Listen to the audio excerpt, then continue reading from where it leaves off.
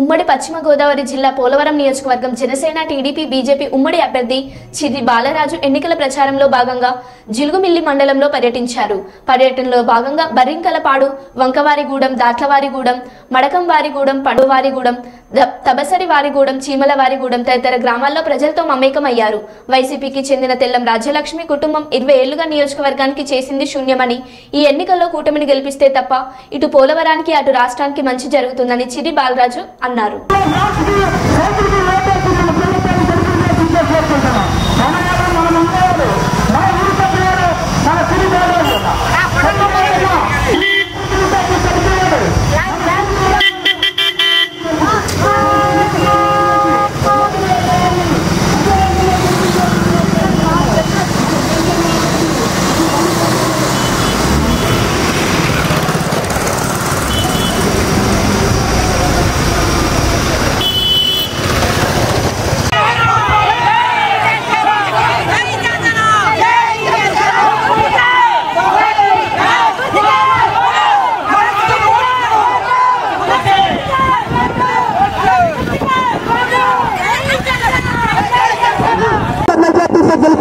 మన సిరి బాబాజీ అన్న గ్యాస్ అమ్మా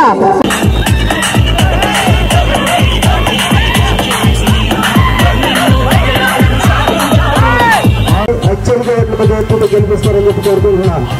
అమ్మా గత 4.5 సంవత్సరాలుగా ప్రచారంలో భాగంగా పోలవరం నియోజకవర్గం జీలిమిల్లి మండలంలో స్వర్ణారిగూడెం, ములగనపల్లి, పాములూరుగూడెం, అలాగే రౌతుగూడెం, కాయంపాలెం, అంకంపాలెం ఈ గ్రామాలను పర్యటించడం జరిగింది.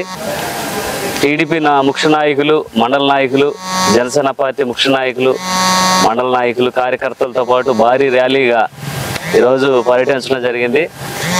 2024 ఎన్నికలు ఎప్పుడు వస్తాయా, ఎప్పుడు ఓట్లు వేద్దామని ప్రజలందరూ కూడా ఆతృతతో ఎదురు చూస్తున్నారు. తప్పకుండా ఈ వైసీపీ ప్రభుత్వానికి బుద్ధి చెప్పే రోజులు దగ్గర పడ్డాయి. ప్రతి ఒక్కరు కూడా మధ్యతరగతి కుటుంబంలో ఉన్నటువంటి వ్యక్తులందరూ కూడా అనేక ఇబ్బందులు పడి ఈరోజు బాధపడే పరిస్థితి ఈ వైసీపీ ప్రభుత్వం తీసుకొచ్చింది. అలాగే ఈరోజు రైతుల గురించి కానీ, అలాగే విద్యార్థుల గురించి కానీ, అలాగే కూలికి వెళ్ళేటువంటి వ్యక్తుల గురించి కానీ, అలాగే ప్రతి ఒక్కరి గురించి కూడా ఈ వైసీపీ ప్రభుత్వం పట్టించుకున్న దాఖలాలు ఎక్కడా లేవు.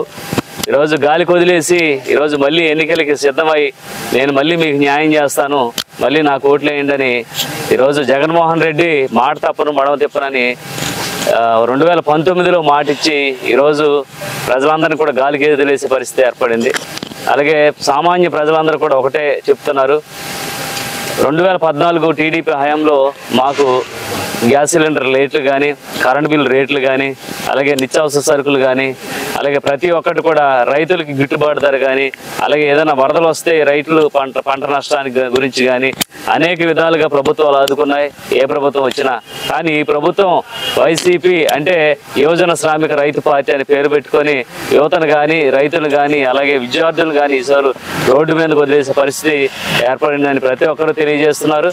వీరందరూ కూడా ఈరోజు చూసుకున్నట్లయితే గత 2 రోజుల క్రితం పోస్టల్ బ్యాలెట్ ఓట్లు నిర్వహించడం జరిగింది. ఆ ఓట్లలోనే ప్రతి నియోజకవర్గంలో కూడా స్వచ్ఛందంగా ఎవరైతే ఉద్యోగస్తులు ఉన్నారో వారందరూ కూడా ఈ ప్రభుత్వం బాధపడలేక ఏకదాటిపై ఒకే పక్షంలో చేయడం జరిగింది. దీన్ని జీర్ణించుకోలేక వైసీపీ ప్రభుత్వం కూడా ఎన్ని విధాలుగా ప్రయత్నాలు చేసి ప్రజల్ని మభ్యపెట్టినా కూడా ఈరోజు ఎవరు కూడా మీరు ఇచ్చేటువంటి దానికోసం కక్కుర్తిపడే పరిస్థితి లేదు. తప్పకుండా మీకు ఈ వైసీపీ ప్రభుత్వాన్ని బొందలో పెట్టే సమయం దగ్గర పడింది కనుక ప్రతి ఒక్కరూ కూడా ఒక అవేర్నెస్గా ఈరోజు ఓట్లు వేయడానికి సిద్ధంగా ఉన్నారు. కనుక నియోజకవర్గంలో ఉన్నటువంటి ఎవరైతే ఓటర్స్ ఉన్నారో వారందరికీ కూడా ఈరోజు నేను తెలియజేసేది ఏమిటంటే, మీరు రేపు వేసేటువంటి ఓటు చాలా విలువైనది, చాలా ముఖ్యమైనది. ఒక్కసారి ఆలోచించి ఏదైతే మన పిల్లల భవిష్యత్తు, మన భవిష్యత్తు, మన రాష్ట్ర భవిష్యత్తు మీ చేతిలో ఉంది కాబట్టి 5 సంవత్సరాలకు ఒకసారి బుద్ధి చెప్పేటువంటి రాజకీయ నాయకులు కానీ ప్రభుత్వానికి బుద్ధి చెప్పేటువంటి ఓటుని మీరు దుర్వినియోగం చేయకోకుండా దాన్ని సద్వినియోగంగా ఉపయోగించి నిజమైన నాయకుడికి, నీతిపరమైన నాయకుడికి